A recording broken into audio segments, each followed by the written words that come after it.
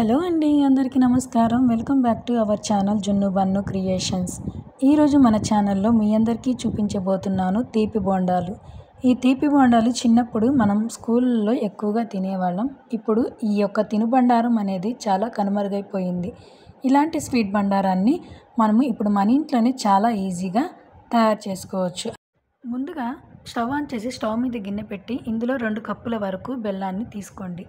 ఈ బెల్లంలో కొద్దిగా వాటర్ని యాడ్ చేసి మనము ఈ బెల్లాన్ని కరిగించాలి. ఎలాంటి పాకం అనేది అవసరం లేదు, జస్ట్ కరిగిపోతే సరిపోతుంది. వాటర్ కూడా బెల్లం మునిగేంత వరకు వేసుకుంటే సరిపోతుంది. ఇప్పుడు ఈ బెల్లం వాటర్ని పక్కన పెట్టి పూర్తిగా చల్లారనివ్వండి. తర్వాత ఒక గిన్నె తీసుకోండి. ఆ గిన్నెలో 1 కప్పు వరకు పెరుగును తీసుకోండి. దీనిలో కొద్దిగా వంట సోడాని వేసి అదేవిధంగా 2-3 టేబుల్ స్పూన్ల ఉప్మా రవ్వను కూడా కలిపి పక్కన పెట్టండి. ఒక 5 నిమిషాల తర్వాత మూత తీసి చూస్తే పెరుగు అనేది ఈ విధంగా బుడగల్లాగా వచ్చి ఉంటుంది. ఈ పెరుగులో ముందుగా మనము బెల్లం వాటర్ని చల్లార్చి పెట్టుకున్నాం కదా, ఆ బెల్లం వాటర్ని ఈ విధంగా జాలీలో వడకట్టి పోయండి. ఏమైనా నలకలు ఉంటే అవి రాకుండా ఉంటాయి. తర్వాత ఇందులోనే 3 కప్పుల వరకు గోధుమ పిండిని కూడా యాడ్ చేయండి. తర్వాత పించ్ ఆఫ్ సాల్ట్ని వేసి వీడియోలో చూపిస్తున్న విధంగా పిండి మధ్యలో చెయ్యి పెట్టి ఈ విధంగా ఈ పిండిని అంతటిని కలుపుకోండి. ఈ విధంగా కలుపుకోవడం వలన ఎలాంటి ఉండలు లేకుండా పిండి అంతా చక్కగా కలుస్తుంది.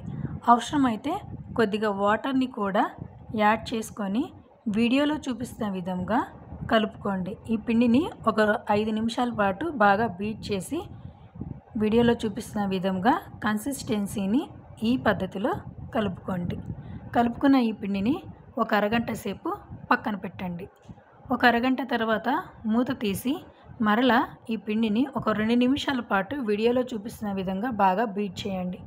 బీట్ చేసిన ఈ పిండిని పక్కన పెట్టి స్టవ్ ఆన్ చేసి స్టవ్ మీద కడాయి పెట్టి కడాయిలో డీప్ ఫ్రైకి సరిపడా ఆయిల్ని తీసుకోండి.